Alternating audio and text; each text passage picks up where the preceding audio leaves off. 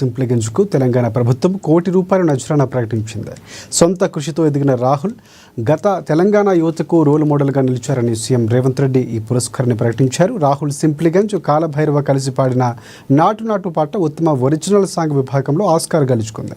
మార్చి 2023లో జరిగిన 95వ అకాడమీ అవార్డుల వేడుకలో వీరు ఈ పాటను ప్రదర్శించారు. ఇక ఆ వేడుకలో ఉత్తమ పాట ఒరిజినల్ సాంగ్గాను ఎంపికైంది ఈ పాట. ఇక ఇటీవల తెలంగాణ ప్రభుత్వం గద్దర్ ఫిల్మ్ అవార్డ్స్ తెలుగు సినిమాలోని ప్రతిభను అలాగే భారతీయ సినిమాలో జీవితకాల విజయాలు గుర్తించేందుకు ఇక అవార్డులను అందించింది.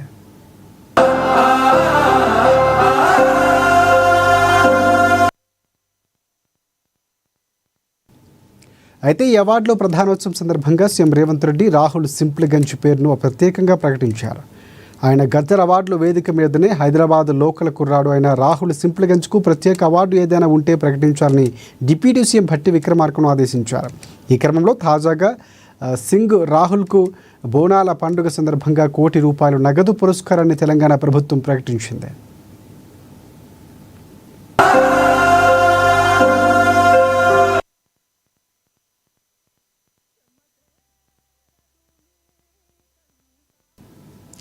ఆషాఢం చివరి ఆదివారం కావడంతో నగర వ్యాప్తంగా బోనాల